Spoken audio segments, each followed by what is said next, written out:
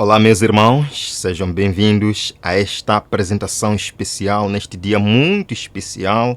Desejo a todos os irmãos adventistas do sétimo dia um dia feliz. Afinal de contas, hoje é 22 de outubro de 2024. Passam-se 180 anos desde que Cristo entrou no lugar santíssimo do santuário celestial para a sua última obra, a obra de expiação, e em breve, a qualquer momento, ele sairá de lá. É importante que estejamos preparados para quando a porta da graça se fechar. Queridos, trago aqui algumas novidades e em seguida vamos meditar um pouco nessa profecia das 2.300 tardes e manhãs e tiramos algumas lições importantes sobre o desapontamento de 1844 e como podemos estar preparados hoje para o glorioso aparecimento de Cristo. Vamos começar com uma oração. Obrigado, Jesus, por este momento especial que nos traz a este lugar para podermos estudar a sua palavra. Venha, ó Pai, encher os nossos corações de gratidão e louvor e permita que esta lição tenha um impacto na nossa vida presente para o encontro consigo na eternidade. Em nome de Jesus. Amém. Queridos, continuem orando por Moçambique. A situação não está boa e daqui a 2 dias, começa na quinta-feira, haverá mais uma revolta popular, irmãos. Orem por este país. Bem, no dia 21 de outubro, ou seja, ontem, Donald Trump participou de um encontro histórico, que é o encontro de líderes religiosos da hora undécima, na Carolina do Norte.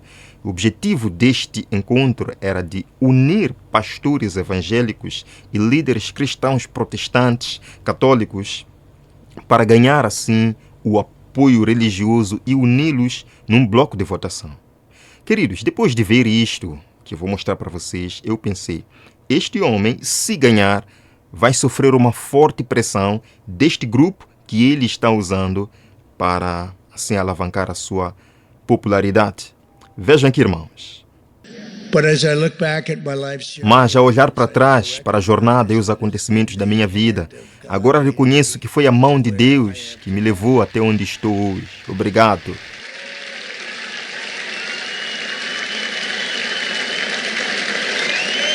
Thank you.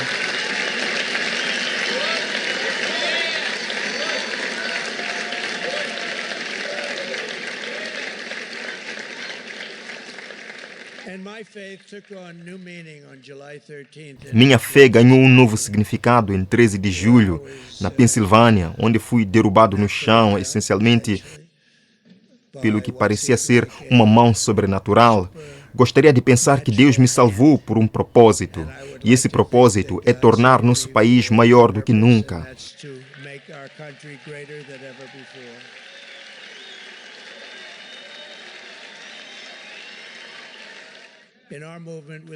Em nosso movimento, amamos os cristãos, acolhemos os crentes e abraçamos os seguidores de Jesus.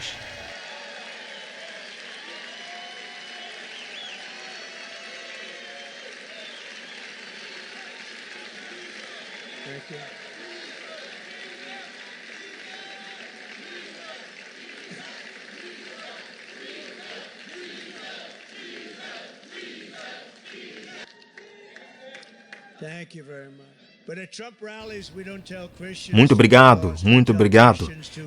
Mas nos comícios de Trump, não dizemos aos cristãos para se perderem. Dizemos aos cristãos para saírem e votarem.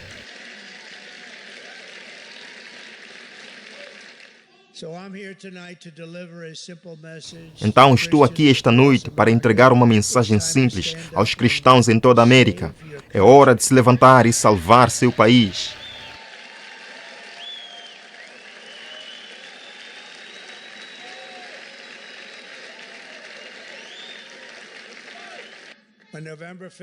No dia 5 de novembro, os eleitores cristãos precisam comparecer em maior número de todos os tempos.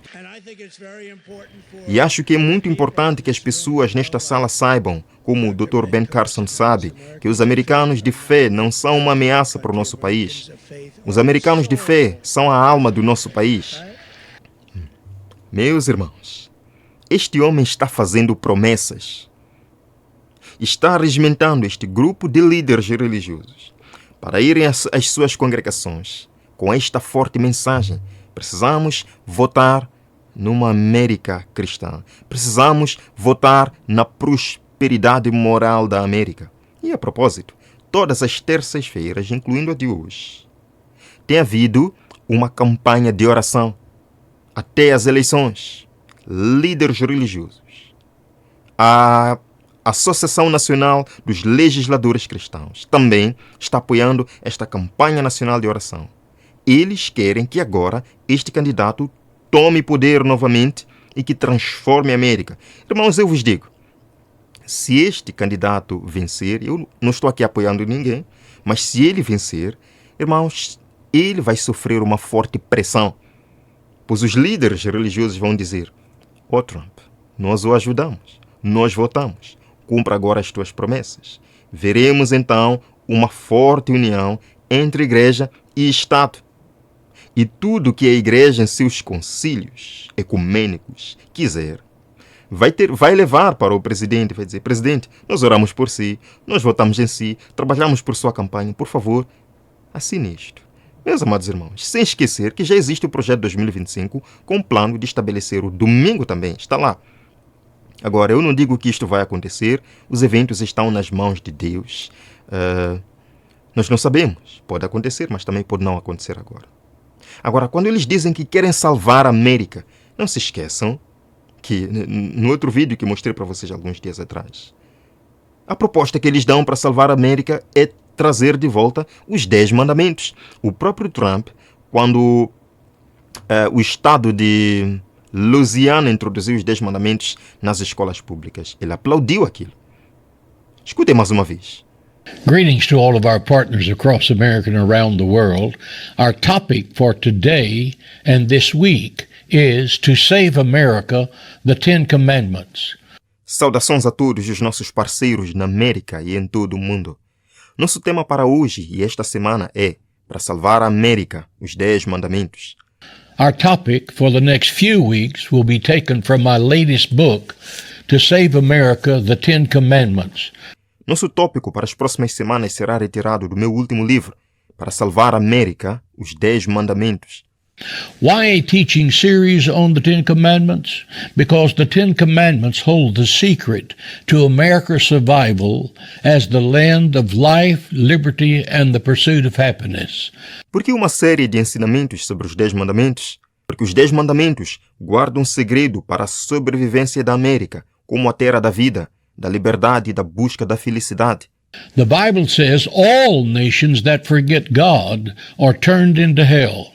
Think about that. Todas as nações que se esquecem de Deus são transformadas para o inferno. Pense nisso. Trazendo de volta os 10 mandamentos. E alguém pode dizer que isto é bom. Irmãos, no contexto evangélico protestante destes líderes pastores, nos 10 mandamentos está o domingo. Cristo aboliu o sábado na cruz e estabeleceu o domingo em memória à sua ressurreição. Este é o pensamento. Portanto, é o domingo que virá aí, na praça pública, para salvar a nação. Irmãos, nós veremos ainda desenvolvimentos maiores disto. Agora, no último final de semana, no domingo, o Papa Francisco canonizou 14 santos católicos pelos quais se pode orar. Isto é um pouco trágico.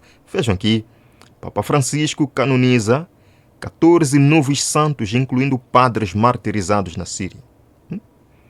Em que consiste um santo ser canonizado pelo Papa? Vejam aqui, no site da Canção Nova, que é um site católico, como acontece a canonização de um santo. Vejam, irmãos, é dito aqui, o terceiro e último processo é o milagre para a canonização. Este tem que ter ocorrido após a beatificação. Comprovado esse milagre, o beato é canonizado e o novo santo passa a ter um culto de veneração universal. Mais 14 santos serão venerados pelos crentes católicos. Continua. Os santos são nossos intercessores. pois pelo fato de os habitantes do céu estarem unidos mais intimamente com Cristo, consolidam com mais firmeza na santidade toda a igreja.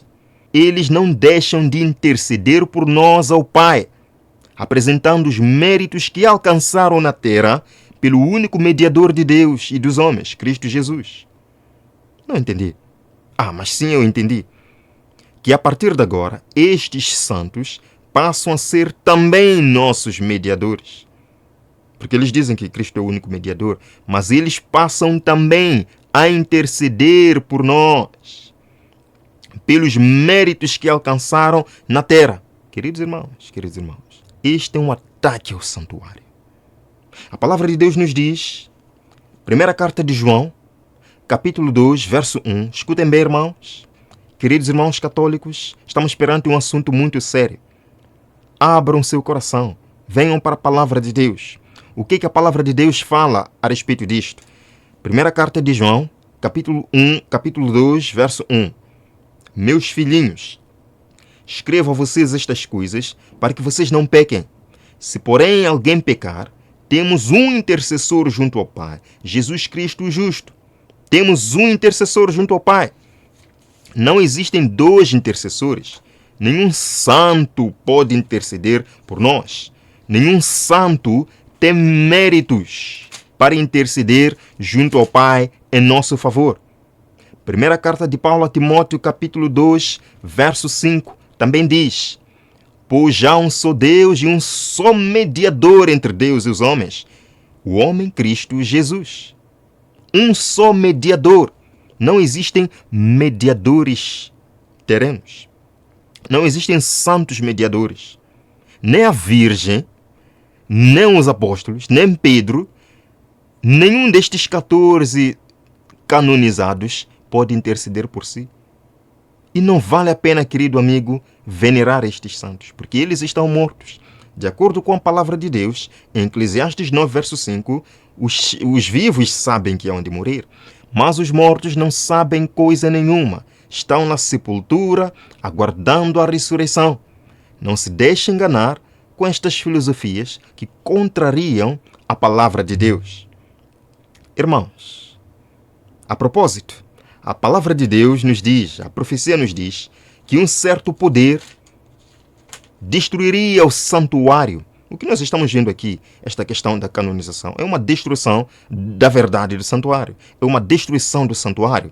Em Daniel capítulo 8, começando do verso 12, fala-se sobre este poder que jogaria a verdade por terra, pisaria essa verdade, anularia a função de Cristo como um único mediador. Vejam no verso 12, Daniel 8. Por causa da rebelião, o exército dos santos e o sacrifício diário foram dados ao chifre. Ele tinha êxito em tudo o que fazia, e a verdade foi lançada por terra. Que verdade? A verdade do santuário. A verdade de que há um só mediador entre Deus e os homens. Então ouvi 2 anjos conversando, e um deles perguntou ao outro: quanto tempo durarão os acontecimentos anunciados por esta visão? Até quando será suprimido o sacrifício diário e a rebelião devastadora prevalecerá? Até quando? Verso 14 está a resposta. Ele me disse: até 2.300 tardes e manhãs o santuário será purificado. Queridos, num contexto de outubro, que é o mês da Reforma Protestante, daqui a alguns dias, no dia 31 de outubro, vamos celebrar a Reforma Protestante, que exalta Jesus como o único mediador entre Deus e os homens. Nós vemos canonização de santos. Num contexto de 22 de outubro, que cumpre-se assim a profecia das 2.300 tardes e manhãs, num contexto de uma data especial, nós vemos canonização de santos. Nós vemos, mais uma vez, a profecia se cumprindo. Este poder pisando o santuário. Este poder pisando a verdade, queridos. Quanto tempo durará a visão? Nós sabemos que esta profecia das 2.300 tardes e manhãs, que representam 2.300 anos, começaram em 457 a.C., com o decreto do rei Artaxerxes, e somando este período nos leva até 1844. Eu quero meditar um pouquinho com os irmãos, bem rápido, sobre o grande desapontamento dos nossos irmãos há 180 anos atrás. Vejam, em Apocalipse capítulo 10, começando do verso 8, João aqui representa o povo remanescente do tempo do fim, o povo de 1844. O anjo mandou, ele falou com João e disse: vá, pegue o livro aberto que está na mão do anjo que se encontra em pé sobre o mar e sobre a terra. Irmãos, este livro aberto é a parte selada do livro de Daniel, mas que só seria aberta no tempo do fim, certo? E diz o verso 9: assim me aproximei do anjo e lhe pedi que me desse o livrinho. Ele me disse: pegue-o, coma-o. Ele será amargo em seu estômago, mas em sua boca será doce como mel. Ou seja, a verdade da purificação do santuário, em 1844, que os nossos irmãos entenderam isto como sendo a segunda vinda de Cristo à terra, para purificar a terra com fogo, era doce como mel. Os nossos irmãos venderam tudo para financiar a pregação do Evangelho. As pessoas aguardavam com expectativa o aparecimento de Jesus Cristo. Era doce como mel. Mas a palavra de Deus nos diz que quando João comeu o livrinho, quando a mensagem foi absorvida, a esperança vibrou no coração, o livro, ou seja, se tornou amargo no estômago. É o grande desapontamento. Portanto, o grande desapontamento, irmãos, foi predito na palavra de Deus. Agora veja no verso 11. Então me foi dito: João, não é o fim. O livro amargo no estômago não é o fim. O desapontamento não era o fim, era o começo de uma missão. Então me foi dito: é preciso que você profetize de novo acerca de muitos povos, nações, línguas e reis. Que mensagem o povo de Deus, representado aqui por João, devia levar após o desapontamento? Uma mensagem para todas as nações, línguas e reis. A mesma mensagem encontrada em Apocalipse capítulo 14, começando do verso 6. As 3 mensagens angélicas. Temei a Deus e dai-lhe glória. Chegou a hora do seu juízo. Caiu Babilônia. Se alguém adorar a besta e a sua imagem, este participará das pragas de Deus. Esta é a nossa missão. Mas, irmãos, não quero falar muito da missão agora. Quero meditar um pouco sobre a expectativa dos nossos irmãos pela segunda vinda de Cristo. Como eles viviam? De que maneira eles se prepararam para o encontro com o Senhor? Ora, no livro Cristo em seu Santuário, a irmã White diz: com inexprimível desejo, os que haviam recebido a mensagem aguardavam a vinda do Salvador. O tempo em que esperavam encontrar-se com ele estava às portas. Com calma e solenidade, viam aproximar-se a hora. Permaneciam em doce comunhão com Deus, como que antegozando a paz que desfrutariam no glorioso futuro. Amém? Primeiro ponto. Os nossos irmãos, aguardando a vinda do Salvador, permaneciam em doce comunhão com Deus.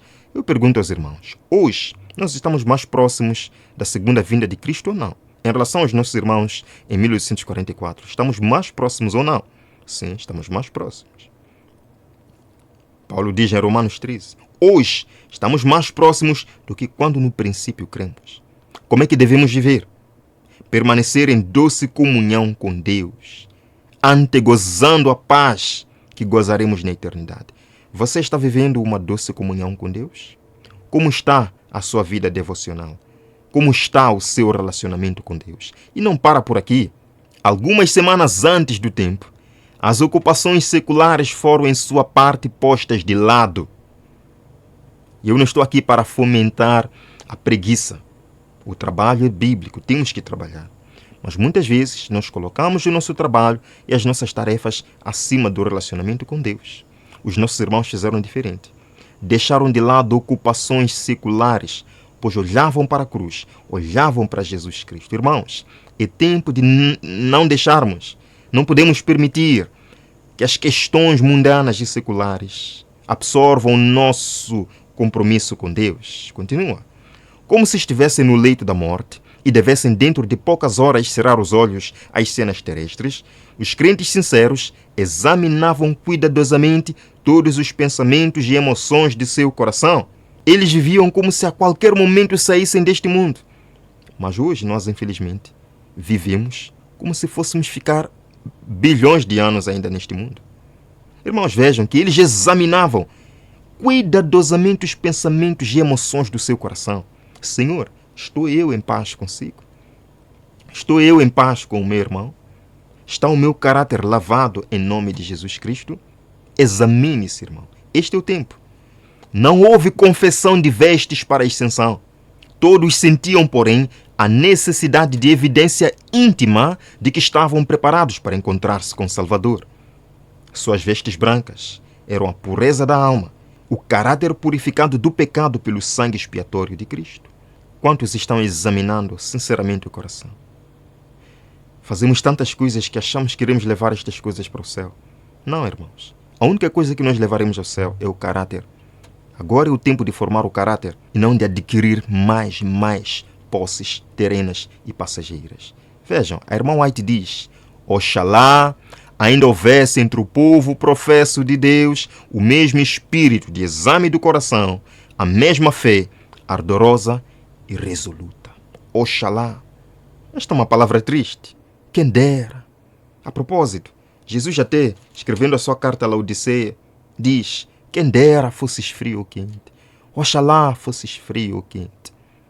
Irmãos, Deus almeja, o Deus quer algo grande para a nossa vida. Mas nós precisamos nos mexer, precisamos fazer alguma coisa. Oxalá que o povo adventista estivesse hoje vivendo da mesma forma como viviam os nossos irmãos antes do desapontamento. Podemos resgatar essa espiritualidade? Podemos voltar a ser o povo remanescente de Deus? Podemos ser aquele povo poderoso que anunciou a chegada do juízo? Podemos sim. Podemos, pelo poder do Espírito Santo, completar esta obra e ver Jesus voltando nas nuvens do céu. Prepare-se, meu irmão. Em breve, nós veremos o Salvador. Vamos terminar com uma oração. Pai eterno, muito obrigado por este maravilhoso estudo que nos lembra quem somos, de onde viemos e para onde vamos. Somos um povo profético que nasceu numa data profética com uma missão profética. E aqui estamos, Senhor, pela profecia. Sabemos para onde vamos. Estamos no fim e em breve, ó Pai, veremos o rosto do Salvador. Venha o Senhor encher os nossos corações de esperança.